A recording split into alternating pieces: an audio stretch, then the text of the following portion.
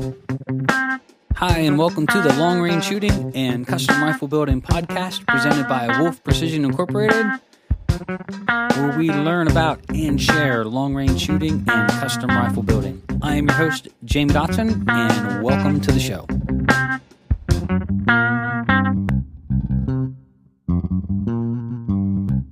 Hi, and welcome to episode 227 of Wolf Precision's Long Range Shooting and Custom Rifle Building podcast. I'm your host, Jamie Dotson, and welcome back to the show.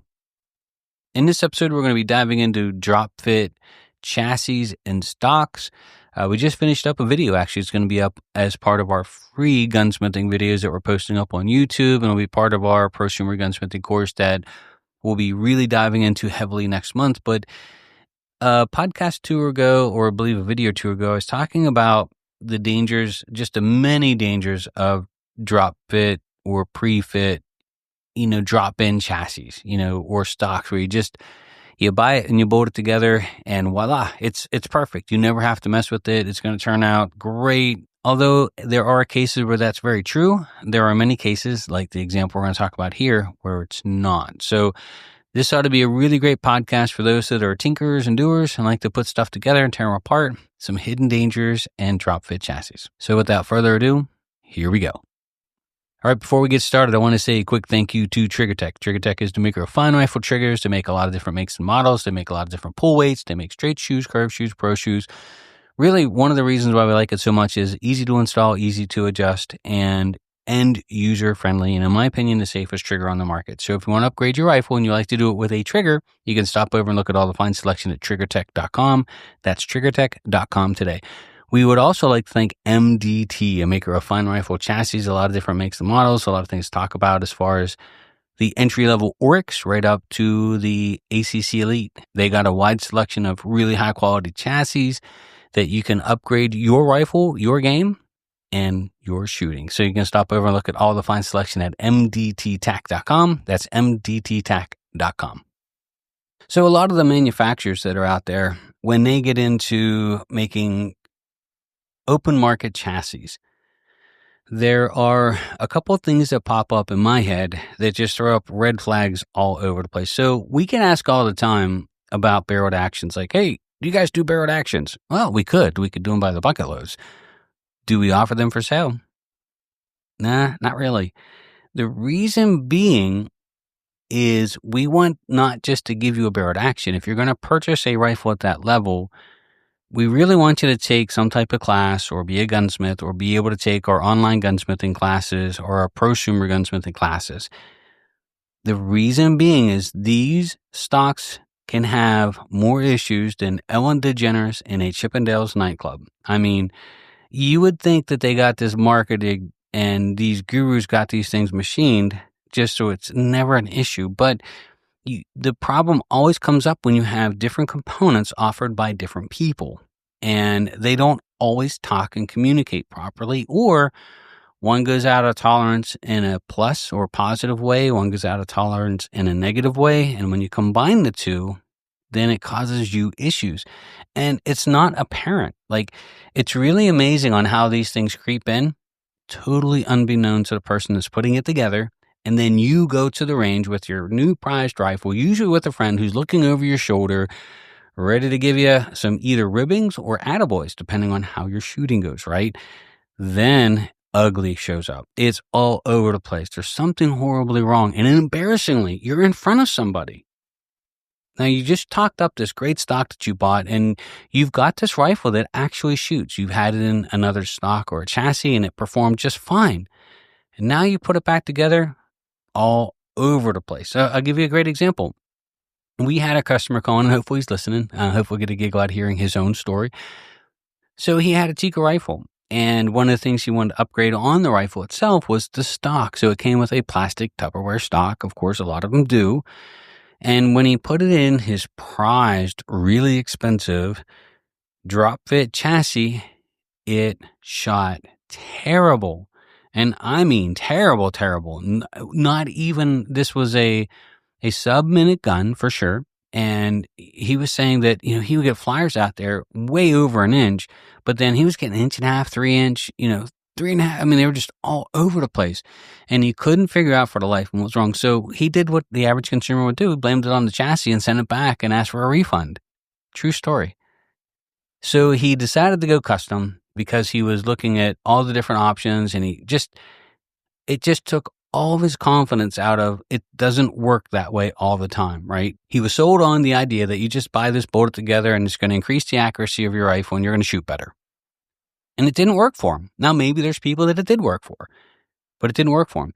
And it wasn't an unknown chassis, and it wasn't a cheap chassis. We're talking a chassis well north of $1,500.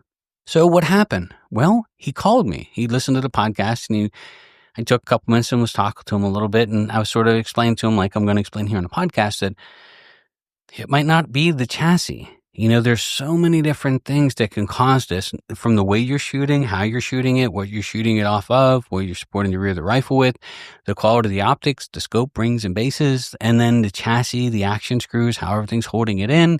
Is there any place where it's contacting it's not supposed to? I mean, again, it's when everything works perfectly, it works great. When one thing goes wrong, it can all fall down.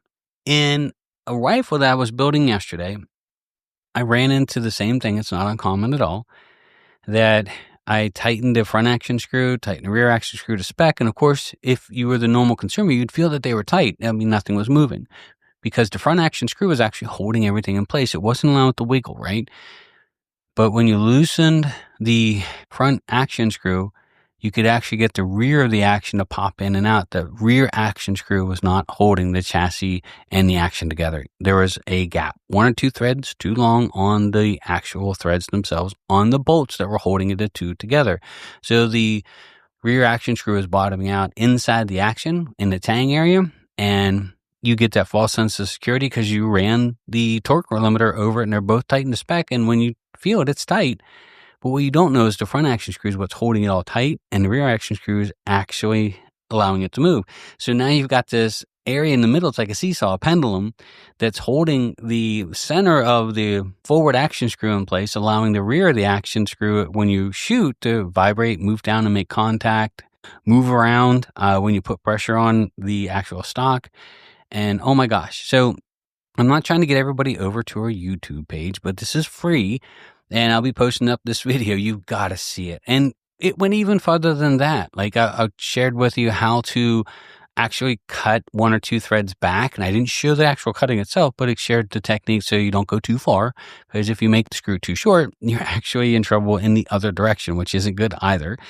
But there was another problem. A lot of these bolts and screws and stuff that you see holding these barreled actions together in the stocks, a lot of times there are different coatings and treatments that they go through that can actually fill in the threads and make it tight as you're trying to tighten the action screw in. So you get a lot of resistance, like you're almost cross-threading at some point. And so this is a really perfect example. Is I had to take a die, I think it's 1/4 and run it over the screw itself to clean the threads out so I could actually feel nice, easy, turning in and bottoming out. That's not uncommon. Years ago, that was actually really common. Years ago, it wasn't even uncommon for the screws to be bent, to be off, to be a little askewed, per se. And I would actually run the front and rear action screw through a die that would actually cut the threads straight and true, at least better. And then I would back it the whole way out, and I would put the entire rifle together and get it ready for bedding, right? So I know Bat Machine takes this stuff so seriously that they actually machine their own screws for their barreled action. So like if you take a Bat Machine receiver, you can actually buy action screws to put your barreled action together or to put into your stock. Of course, they're longer than they're supposed to be because you're supposed to be able to cut them back. Sort of like how I demoed how to mark it in the video a little bit, but they actually machine their own. They actually machine them on $250,000, $500,000 machines. That's how important that stuff is. And so you get the buyer from whatever stock manufacturer you might be dealing with. And of course, to them, pennies matter because they add up to millions of dollars over the course of many years.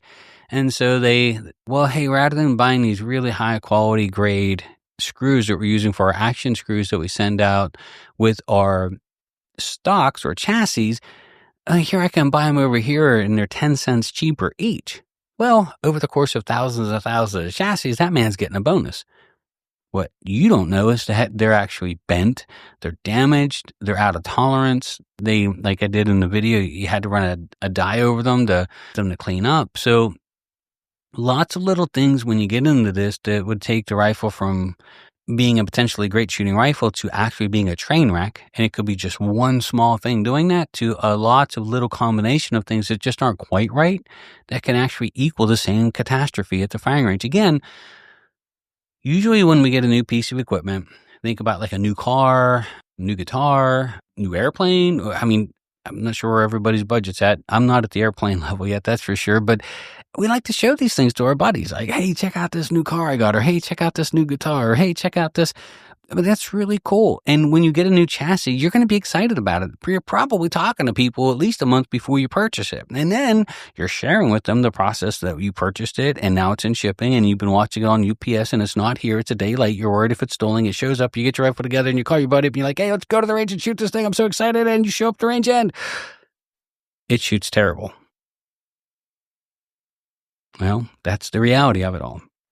So when we get into our prosumer gunsmithing class, a lot of the videos are going to kick off in April and May real heavy. And there's just going to be so many videos like this that we're going to put up that solve problems. Think of it like a frequently asked question in video format. Like, hey, what do I do to check my action screws? Or, hey, what potential actions can I...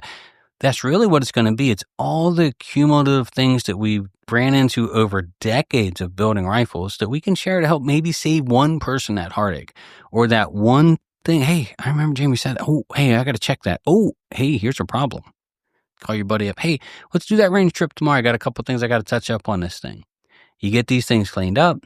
The next day you go to the range with your buddy and you are swelled up in the head, walking around, chest puffed out. Oh yeah, everything's shooting good. The groups are looking good. The rifle's good, and you're taking credit for it because you bolted it all together and you fixed this one problem that causes a lot of people some issues. It's a totally different story. And so some of the videos and stuff like the one we're posting up here on the action screws are free. And we're going to post them up on YouTube as long as YouTube doesn't tear them down. And we're going to post them up on our website, and they'll be posted through Patreon for free. So if you become a Patreon member, even if not a paid member, you can still watch the video on there. It's going to be active for all the other viewers to actually chime in and see. So it's our way of giving back. But if you would like to sign up for our online reloading class, you'd like to sign up for online gunsmithing school, you'd like to sign up for online long range shooting school, you can do through Patreon, and it's the Wolf Pack. It's $49 a month. You can sign up for 3 months, unsign up, sign back in for 3 months, unsign up, whatever you like to do. Let's just handle it through Patreon so we can actually make sure that everybody's over 18 that's enjoying the content and that it lives in a separate place and space called Vimeo where we can post it and not have to worry about YouTube getting a bug and all of a sudden they're just going to tear our entire system down, and we're scrambling trying to put it all back together again. On to reloading. So this podcast is going to be just really all the questions that I've taken over the last week or two. And again, I took he's a really great guy. I like him a lot. I told him he's lucky he lives so far away because the book that I was going to throw at him was really heavy and he's not going to be able to reach him and hit him. But if he was within arm's reach, he'd have probably gotten hit with a book. He had called to ask a couple questions, both general, just really common sense. The first thing was he asked about the blueprint to our reamer for one of our cartridges. And of course, I always ask why, what you looking for? And he had said he's looking for the trim to length.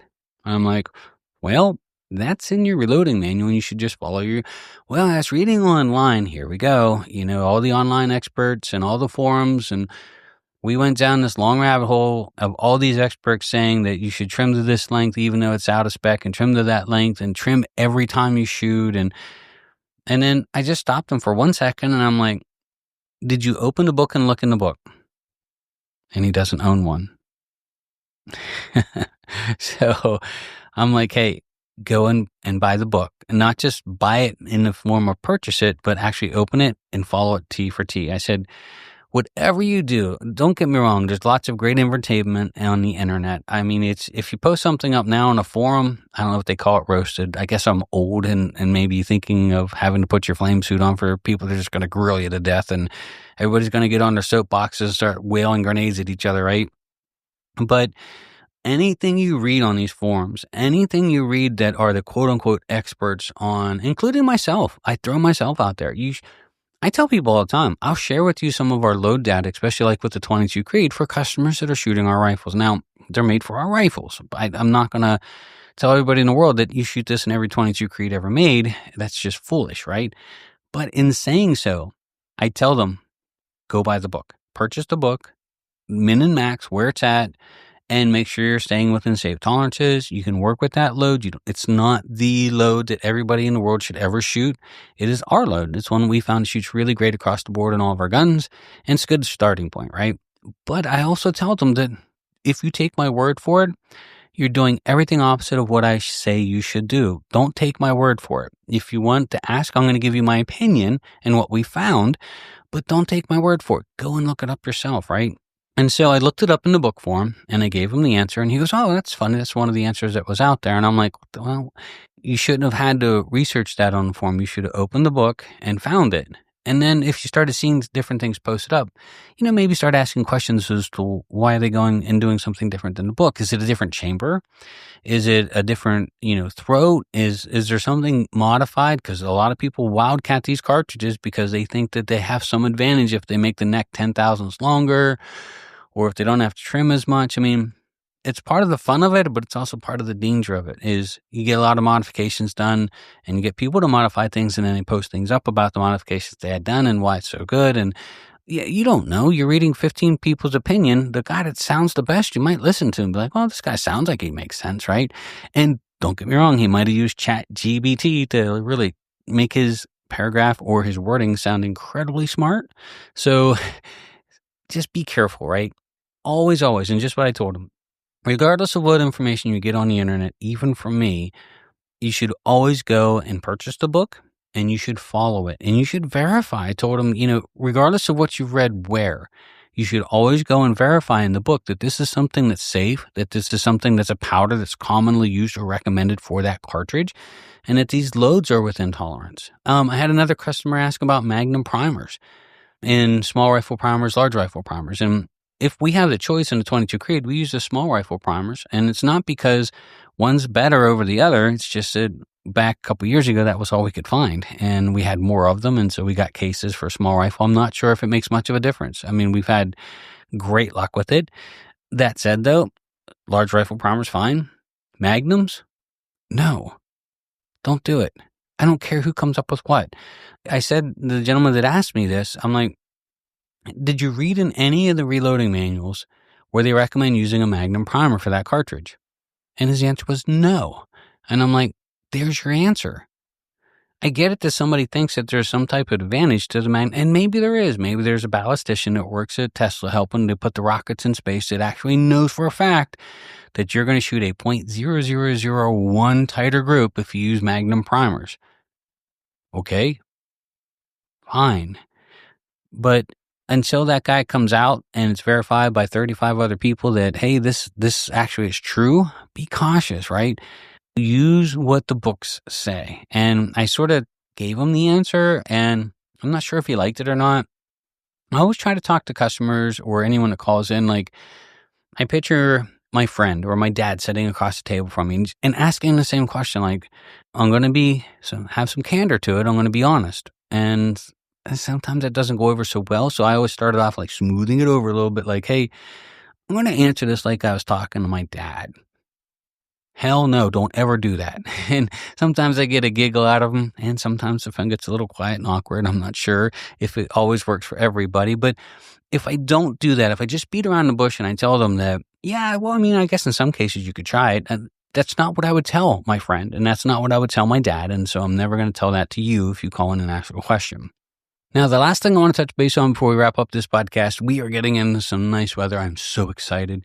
We're in central Pennsylvania, or / the Arctic Circle, and it has been just a crazy winter. It reminds me of the winters of the 80s and 90s, or I would say the 70s and 80s, where it got cold before 1st of November. You had lots of snow on the ground, and then it just stayed really cold with lots of snow.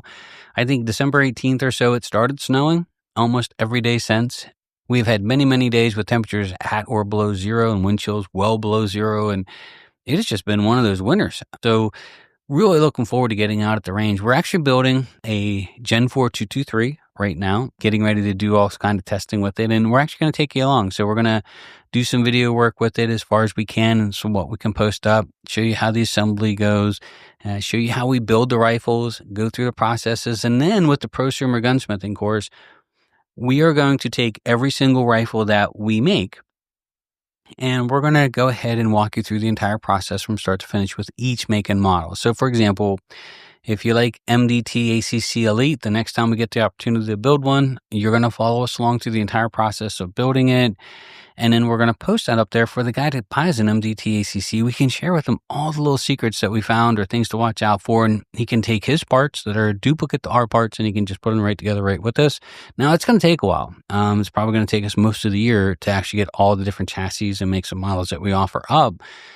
But as we get the core of the prosumer gunsmithing school up, then we're going to start focusing on individual, almost like sub-menus. If you're picking up an XLR NV Pro, you're going to see a video eventually come out of the entire assembly process and how we build one and things to watch for. When you get a chance, stop over to our website. It's wolfprecision.net. You'll see that we have our prosumer gunsmithing pages up. We're probably going to have a couple in-person classes here through the years for those that are hands-on people. And you also see the 3 ways in which you can break down and purchase a Wolf Precision rifle featuring the Ace.